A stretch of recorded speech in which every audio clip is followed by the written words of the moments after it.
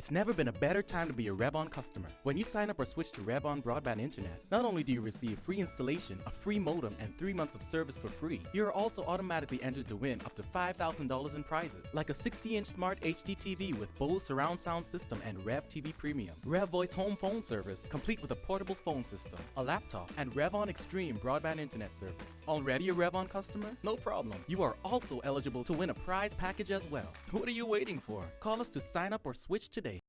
Good evening, Bahamas, and thanks for joining us at NB12. Coming up tonight in news, a teenage girl suspected in an attempted robbery pulls a fast one on police. She had escaped from our protective custody. How police are responding to criticism of their action or lack thereof on web shops. Concern over the granting of bail to prolific offenders. The Bahamas awaiting a decision on Cuban detainees. We have those stories and much more coming up tonight. I'm Christina McNeil, and your NB12 starts right now.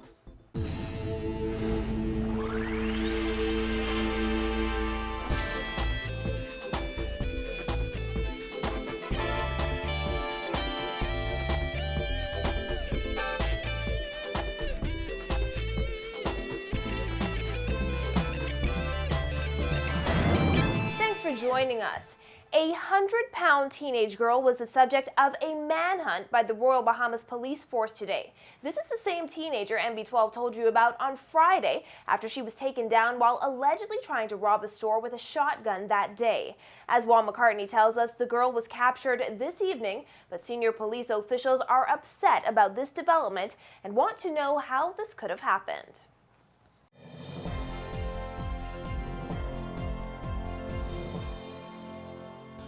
When originally reported on Friday, police said that the girl who allegedly attempted to rob that store in Town Center Mall was 13 years old. We've since learned that she's actually 15, and she has been here at the Grove Police Station since Friday. That is, until she became a fugitive when she escaped custody earlier this afternoon. To refresh your memory, the teenager entered the Zona Viva boutique dressed in boys' clothes with a concealed sawed-off shotgun inside a shopping bag, according to a police officer we spoke to at the scene that day. A quick-thinking employee said he disarmed her after wrestling her to the ground shortly after she allegedly tried to stick them up. Though a single shot went off during the struggle, no one was reportedly hurt. A boy, believed to be her alleged accomplice, was also arrested at the scene a few minutes later.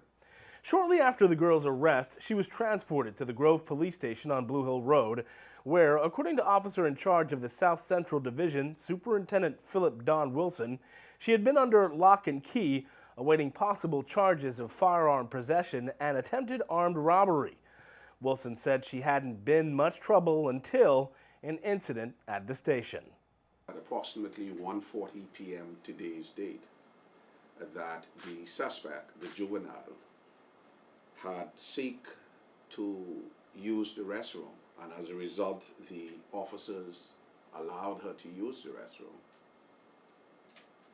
Shortly thereafter, it was reported that she had escaped from our protective custody. The police launched a full-on search for the girl, who's from the Boyd Road area. Teams of armed officers were seen leaving the Grove Police Station to scour the area where she lived. When we were there, her mother and other family members came to the Grove Police Station to find out what happened. Wilson said officers visited her family home as well and would not rest until the girl, who police considered dangerous, was captured. I wish to assure members of the public that we are up and about, and this young lady would in fact be apprehended. And she was, around 5 p.m. in the Wolf Road area, according to police. Now, senior police officials are trying to figure out how a 5-foot-tall, 110-pound or so girl can escape a police station. Further investigations, of course, would continue as to finding out exactly what went wrong here at the South Central Grove Station pertaining to her escape. There are several things being reported to me. She was in the bathroom. How she got out of the bathroom on the outside, this is what we're looking into now. So I don't want to preempt the investigation to say exactly how did the prisoner got out of the bathroom. Now to freedom. All right, so I don't want to, I can't say nothing further. But you would be updated as soon as we get to the bottom. I have my personal views on what happened, what I believe might have happened, and so, all of these will be exploited. Assistant Commissioner of Police Leon Bethel told us that he was upset that the escape happened, and as acting Deputy Commissioner of Police has ordered a full investigation by the Police Complaints and Corruption Unit. Reporting for NB12, I'm Juan McCartney. Well, more than 6 months after voters went to the polls and overwhelmingly rejected the legalization of web shops, some people continue to criticize police and government officials for failing to shut them down. However, authorities assert that certain things need to happen before police can spring into action. Vonique Toot reports. If Bahamians would like to see web shops shut down once and for all, Assistant Commissioner of Police Leon Bethel says there is something they can do about it. He says police would need proof that illegal activities actually take place at those businesses. For starters, a receipt proving that the person bought numbers from a web shop. You know what could help us a lot? If persons could come to us right now and say, this web shop is open here for legal business. Here is a ticket I purchased for illegal lottery. Back in May, Bethel headed an operation on East Bay Street, which included the inspection of several web shops in the area. One of those establishments was shut down for breach of the Business License Act. However, no one was arrested for engaging in illegal gaming activities. Bethel says police are conducting investigations, but noted that intelligence from the public would go a long way in providing the evidence they need to prosecute those responsible. I'll ask you to give me a statement to say what you have done and where you have gotten the number from. And I ask you if you are willing to go to court to testify against the persons whom you said sold you an illegal number, illegal lottery. And then, of course, that will be a big step for us to continue on what we're supposed to do. But would police make an arrest if games are found on a computer screen? Can I go into your home and look to see what you have on your computer screen? We would need about 350,000 police officers to go in each home and check each computer, and you may have 3 or 4 computers in your home. So the fact of the matter is that we act on intelligence, and if some persons can say, look here, this web screen is open, I opened this for a reason, I purchased tickets, and we will look at it. And in fact, whatever we do, we would present it to the Office of the Attorney General because most of these matters with the illegal lottery, we must obtain a fiat from the Attorney General. So we continue to investigate, and we ask the public to assist. Failing that, he says, there is only so much police can do, noting that web shops are technically legal businesses that received business licenses. When police find sufficient evidence, he says it would be presented to the Attorney General's office. Since the January 28th gambling referendum, web shops have been battling in court to keep their doors open. The substantive case on the matter is expected to be heard in the Supreme Court. Reporting for NB12, I'm Vonique Toot. While focus has been placed on web shops, Assistant Commissioner Bethel says police are also going after businesses whose licenses are not up to date. In fact, he says he expects a number of business owners to appear in court this week for these and other breaches. We're not just warning people. We have been doing that the whole year, all of last year and the year before last, about these loud music and people operating outside of the law.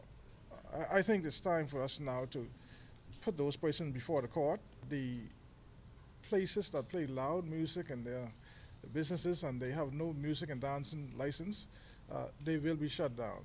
Last month, Bethel and his team shut down more than 90% of stalls on Potters Key Dock after business owners failed to produce current business licenses.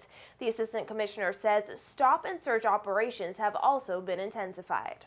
I'm trying to deal with these persons who may be moving around in stolen vehicles, carrying around guns, taken around with them. Stolen goods would come from property.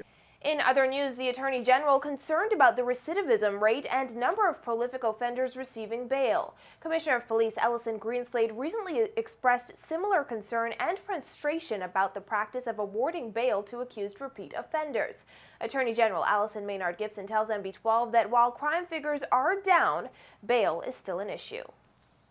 Working in collaboration with the judiciary, the Prime Minister has announced that this year, in fact, we're shooting for September, but will certainly be in that part of the year, we will have 10 criminal courts established. We believe that when it is clear that matters are moving through the system expeditiously, that this will of necessity address the matter of bail. When persons will actually be tried within a reasonable period of time, there will be then no reasonable, I can't say no, but it will certainly decrease, we believe, the incidences of persons being released on bail. Last month, Minister of National Security Dr. Bernard Nottage revealed that government officials held informal talks with Chief Justice Sir Michael Barnett to discuss efforts to restrict bail for repeat offenders.